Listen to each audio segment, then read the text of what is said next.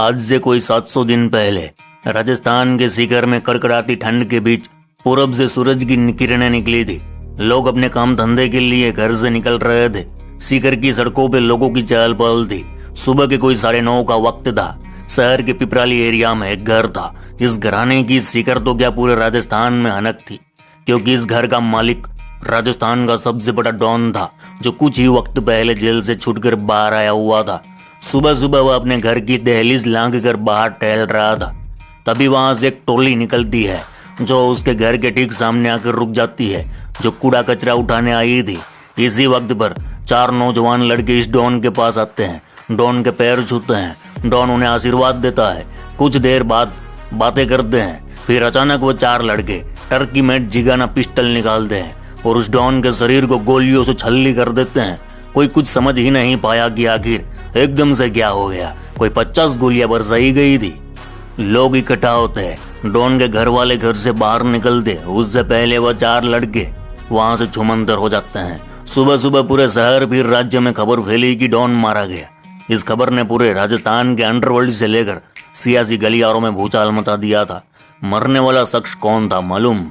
राजू ठेहट, राजस्थान का सबसे बड़ा डॉन, अनंतपाल का जानी दुश्मन, जिसे लॉरेंस बिश्नोई गैंग ने मौत का घाट उतार दिया था। आखिर लॉरेंस बिश्नोई गैंग ने राजू ठेहट को क्यों मारा होगा? आइए आज के एपिसोड में यही तो हमें जानना है। वो एनसीपी नेता बाबा सिद्दीकी हत्याकांड के चलते लॉरेंस बिश्नोई और उसका पूरा गैंग इन दिनों सुर्खियों में है। बाबा सिद्दीकी हत्याकांड के बाद हर तरफ लॉरेंस बिश्नोई के पुराने क्राइम रिकॉर्ड पर बात हो रही है। इस हत्याकांड के बाद फिर से सिद्धू मूसेवाला, सुखदेव सिंह गुगामेडी जैसे हाई प्रोफाइल मर्डर केस की चर्चा हो रही है, जिसे लॉरेंस बिश्नोई गैंग ने अंजाम दिया था। लेकिन क्या आप जानते हैं, बाबा सिद्दीकी हत्याकांड से भी बड़ा और भयानक हत्याकांड राजस्थान में हुआ था, जिस पर किसी ने बात नहीं की। तो पहले राजस्थान के कुख्यात डॉन राजू ठेहट के बारे में जान लेते हैं। राजेंद्र जाट उर्फ राजू ठेहट सीकर जिले के जीणमाता थाना इलाके के खुर्दतन रूपगढ़ का रहने वाला था। कॉलेज के दिनों में वह अखिल भारतीय विद्यार्थी परिषद से जुड़ा और छात्र राजनीति में सक्रिय हुआ। सीकर के एसके कॉलेज में शेखावटी की राजनीति का दबदबा हुआ करता था। वर्ष 1995 में एबीवीपी के गोपाल फोगावट का एसके कॉलेज में वर्चस्व था।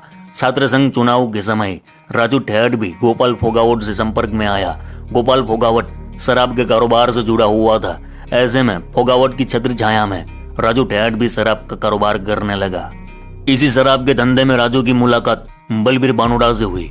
हालांकि राजू ठेहट से मुलाकात से पहले बलबीर बानुड़ा दूध के व्यवसाय करता था, लेकिन शराब के धंधे की मोटी कमाई के लालच में बलबीर बानुड़ा भी शराब कारोबार में शामिल हो गया। अब इस ग्रुप का शराब कारोबार पूरे इलाके में धड़ल्ले से चल रहा था। हालांकि कंपटीशन था बोबाराम, जो इस ग्रुप को शराब के कारोबार में टक्कर दे रहा था।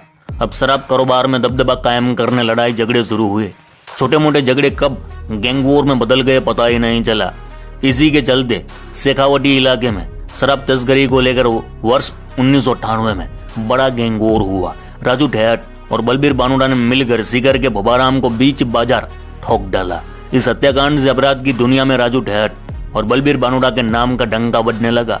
ठेहट और बानुड़ा के नाम से लोगों में इतनी दहशत थी कि शराब तस्करी या अन्य अवैध धंधों में रहने वाले लोगों की राजू ठेहट और बलबीर बानुड़ा की जी हुजूरी करनी पड़ती थी।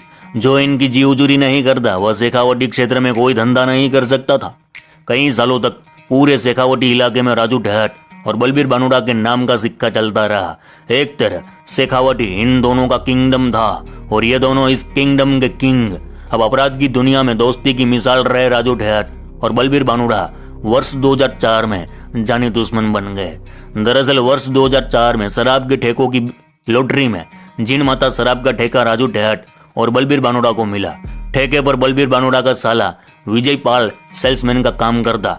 यहाँ शराब की खपत और कलेक्शन के पैसों को लेकर ठेहट और बानुड़ा में विवाद हुआ। ठेहट को लगता था कि विजय पाल उसे पूरा हिस्सा नहीं दे रहा है और शराब को ब्लैक में बेचकर खुद मोटा मुनाफा कमा रहा है। लेन देन का यह विवाद इतना बढ़ गया कि राजू ठेहट और उसके साथियों ने मिलकर विजय पाल की हत्या कर दी। विजय पाल की हत्या के बाद राजू ठेहट और बलबीर बानुड़ा की दोस्ती दुश्मनी में बदल गई। बानुड़ा ने अपने साले की हत्या का बदला लेने की ठान ली, क्योंकि उन दिनों शेखावटी इलाके में गोपाल फोगावट का दबदबा था और राजू ठेहट पर फोगावट का आशीर्वाद था। इस वजह से फोगावट और ठेठ पर कोई हाथ डालने की हिम्मत नहीं करता था। बड़े माफियाओं से बदला लेने के लिए बलबीर बानुड़ा ने नागौर जिले के सावरांद के दद्दू बोले तो गैंगस्टर आनंदपाल सिंह से हाथ मिला लिया। राजनीति में नेताओं से धोखा खाया हुआ आनंदपाल सिंह खुद बदले की आग में जल रहा था। बलबीर बानुड़ा और आनंदपाल सिंह ने मिलकर राजनीतिक संरक्षण के जरिए माफिया बनने वालों का खात्मा करने की कसम खा ली। आनंदपाल सिंह और बलबीर बानुड़ा मिलकर शराब तस्करी के साथ साथ माइनिंग का कारोबार करने लगे, साथ ही अपनी गैंग को मजबूत करने लगे। राजनीतिक संरक्षण के चलते शेखावटी के गोपाल फोगावट और राजू ठेठ का शराब व्यवसाय हरियाणा तक फैला हुआ था। उनके नाम से एक राज्य से दूसरे राज्य तक शराब से भरे ट्रक बेरोक टोक चलते थे। बदला लेने के लिए बलबीर बानुड़ा और आनंदपाल सिंह ने फोगावट और ठेठ के नाम से आने वाले ट्रक को लूटना शुरू कर दिया। कई ट्रक लूटने के कारण राजू ठेठ और गोपाल फोगावट का भारी नुकसान होने लगा। इसके बाद दोनों गैंग्स में दुश्मनी और बढ़ गई। दोनों गैंग्स एक दूसरे पर हमला करने को बेताब रहने लगे। इस दुश्मनी में अब बड़ी लाश गिरने वाली थी। साल 2006 में बानुड़ा और आनंदपाल ने मिलकर गोपाल फोगावट को भरे बाजार गोलियों से भूनकर पूरा रक्त चरित्र रच दिया। इस हत्याकांड के बाद राजू ठेठ आग बबूला हो गया। गोपाल फोगावट की हत्या के बाद अवैध शराब का कारोबार काफी कमजोर बढ़ गया। हालांकि गोपाल फोगावट की हत्या के बाद राजू ठेठ ने भी आनंदपाल और बलबीर बानुड़ा को खल्लास करने की कसम खा ली। ठेठ ने अपनी गैंग को सक्रिय किया और बदला लेने का मौका ढूंढने लगा। लगातार शराब तस्करी और अवैध धंधों से जुड़े माफिया पुलिस की पकड़ से दूर रहने लगे। गैंगस्टर और पुलिस की आंख मिचोली का खेल कई सालों तक चलता रहा, लेकिन वर्ष 2012 में आनंदपाल सिंह, बलबीर बानुड़ा और राजू ठेठ पुलिस की गिरफ्त में आ गए। बलबीर बानुड़ा के खास दोस्त सुभाष बराल ने सीकर की जेल में बंद राजू ठेठ पर हमला कर दिया। हालांकि ठेठ बच निकला। अब राजू ठेठ ने हमला किया। आनंदपाल सिंह और बलबीर बानुड़ा बीकानेर जेल में बंद थे। संयोग से राजू ठेठ के भाई ओम ठेठ का साला जयप्रकाश भी बीकानेर जेल में बंद था।